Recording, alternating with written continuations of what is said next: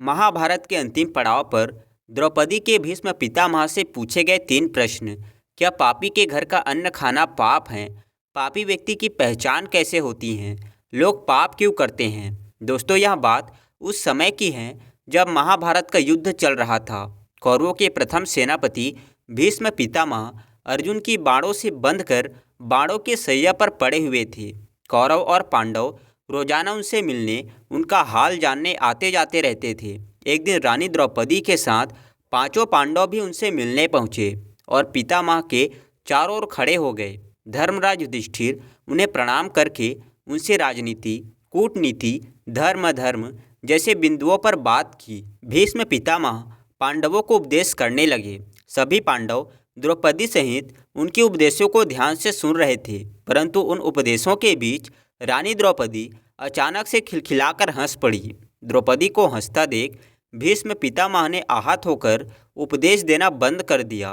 5 पांडवों को भी द्रौपदी का यह व्यवहार पसंद नहीं आया। सभी एकदम शांत हो गए। कुछ क्षणों के बाद भीष्म पितामह द्रौपदी से पूछने लगे, पुत्री, तुम एक सम्मानित कुल की बहू, तुम्हारा अचानक से हंसना 2 बातों को उजागर करता है। या तो तुम मेरी बातों का उपहास उड़ा रही हो, या तुमने किसी बीती घटना को स्मरण किया है। क्या मैं तुम्हारी हंसी का कारण जान सकता हूँ? द्रौपदी कहने लगी, पितामह, मेरे हंसने का कारण आपका उपहास उड़ाना बिल्कुल भी नहीं है, बल्कि मैं यह सोचकर हंस रही थी कि आज आप अन्याय के विरुद्ध लड़ने का उपदेश दे रहे हैं, लेकिन आप स्वयं जीवन भर अन्याय की ओर से लड़ते आ रहे हैं। जब मुझे भरी सभा में निर्वस्त्र किया जा रहा था, तब आपका यह ज्ञान कहाँ चला गया था? उस समय आप मौन रहकर अन्याय के पक्ष में खड़े थे। जब महाभारत का युद्ध निश्चित हो गया था, तब भी अधर्म का पक्ष भारी करने के लिए सबसे आगे आप खड़े थे, और आप आज पांडवों को धर्म धर्म की बातें सिखा रहे हैं। मुझे यही सोचकर हंसी आई थी। द्रौपदी के नुकीले बाणों की तरह चुभने वाली बातें सुनकर भीष्म पितामह की आंखों में आंसू आ गए। कुछ क्षण बाद बोले, हे पुत्री, आज तुम्हारी बातें सचमुच मुझे सोचने पर मजबूर कर रही हैं, परंतु मैं विवश हूँ और आज बाणों की सैया पर पड़ा हूँ। इसमें भी मेरा स्वयं का दोष है। हर व्यक्ति अपने कर्म से ही दुख भोगता है और अपने कर्म से ही सुख। पुत्री, तुम तो जानती हो कि अपनी प्रतिज्ञा से बंधा होने के कारण मैं सिर्फ एक कठपुतली बनकर रह गया, जो कारनामे तो बहुत करती हैं, परंतु दूसरों की इच्छा से। उस समय मैं दुर्योधन का अन्न खा रहा था, वो अन्न जो प्रजा को दुख पहुंचाकर एकत्रित किया गया था। उस अधर्मयुक्त अन्न को खाकर मेरे अंदर के सारे अच्छे संस्कार नष्ट हो गए। उस पाप रूपी अन्न को खाने के कारण मेरी वाणी थम गई थी, और उस अन्न का बना रक्त मेरे शरीर में दौड़ रहा था, जो बार बार मुझे अन्याय के पक्ष में खड़ा होने के लिए विवश कर रहा था। इसलिए मैं अपराधियों के साथ रहकर अपराध करता रहा। मैं तुम्हारा भी अपराधी हूँ पुत्री।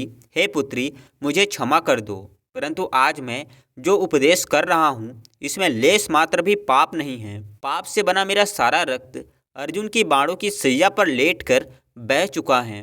अब तो मेरे शरीर का सिर्फ ढांचा बचा है, जिसमें मेरे पिता के द्वारा दिए हुए संस्कार ही शेष बचे हैं। इसलिए आज ये उपदेश अपने आप ही मुख से निकल रहे हैं। आज मैं तुम्हारे माध्यम से सारे संसार को बताना चाहता हूँ कि पापी के घर का अन्न खाने से बुद्धि कलुषित हो जाती है, विचार परतंत्र हो जाते हैं, मन दूषित हो जाता है, संस्कार क्षीण हो जाते हैं। अधर्म की कमाई खाना और खिलाना दोनों ही अधर्म है।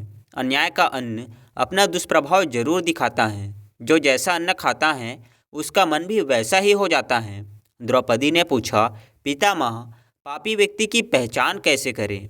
पितामह बोले, पुत्री, मनुष्य के कर्म ही उसकी पहचान करा देते हैं। यदि किसी कर्म से जनहानि होती है, किसी की भावनाएं आहत होती हैं, किसी को दुख पहुंचता है, तो निश्चित रूप से वो कर्म धर्मयुक्त नहीं है। दूसरी बात, जो व्यक्ति धर्म और सत्य के मार्ग से अलग हटकर चलता है, अपना स्वार्थ सिद्ध करने के लिए सत्य को दबाने का प्रयास करता है, जो समय आने पर सत्य के पक्ष में खड़ा ना हो सके, उसे आप निश्चित ही पाप की कमाई खाने वाला समझिए। जिस प्रकार दिन और रात होते हैं, दिन सत्य का प्रतीक हैं और रात पाप की। दिन में प्रकाश होता है और रात में अंधेरा होता है। सच्चा व्यक्ति जो भी करता है, दिन की तरह उजाले में करता है, और पापी हमेशा रात का सहारा लेता है। पापी व्यक्ति धर्म की प्रशंसा तो करेगा, भीड़ में उनके साथ भी चलेगा, परंतु आवश्यकता पड़ने पर जो मौन रहे तो समझ लेना कि वह पाप की कमाई खाने वाला है। जो हिंसा का अनुमोदन करता है, जो निर्दोषों को, कमजोरों को, निर्बलों को बलि का बकरा समझता है, समझ लेना वही पापी हैं। दुनिया में लाखों प्रकार के पापी हैं, उन्हें समझना और पहचानना बड़ा कठिन है। पुत्री, ऐसे लोगों की अवसर आने पर ही पहचान होती है। द्रौपदी ने पितामह से पूछा, पितामह, लोग पाप क्यों करते हैं? भीष्म पितामह बोले, पुत्री, अज्ञानता, असंतोष, अत्यंत लोभ पाप के कारण है। या तो व्यक्ति बिल्कुल ही मूर्ख हो, जिसे धर्म अच्छे बुरे का ज्ञान नहीं हो, वो व्यक्ति देखा देखी किसी के बहकावे में आकर पाप में प्रवृत्त हो जाता है। या फिर कोई असंतोषी व्यक्ति होता है जिसकी इच्छाएं बहुत विकसित होती हैं। ऐसा व्यक्ति प्रत्येक वस्तु को अपना बनाना चाहता है, चाहे उसके लिए उसे कुछ भी करना पड़े। जब हमारे भीतर असंतोष बढ़ जाता है तब हम स्वयं के पास प्राप्त वस्तु से खुश नहीं रहते, और यही कारण है कि व्यक्ति पाप का सहारा लेकर वो सब कुछ पाना चाहता है जो उसके पास नहीं है। तीसरा कारण है लोभ। लोभ एक ऐसी तृष्णा है जो धन को देखकर दुगनी हो जाती है। लोभ में पड़कर व्यक्ति वह सब कार्य कर डालता है जो अनैतिक हैं, अधर्म युक्त हैं, निंदनीय हैं। लोभ पाप का जन्मदाता है। यदि व्यक्ति के मन में लोभ ना हो तो वैसा काम क्यों करेगा जिसमें स्वयं को और दूसरों को नुकसान हो। हे पुत्री, आज यह महाभारत का युद्ध हो रहा है, इसमें भी लोभ की प्रधानता है।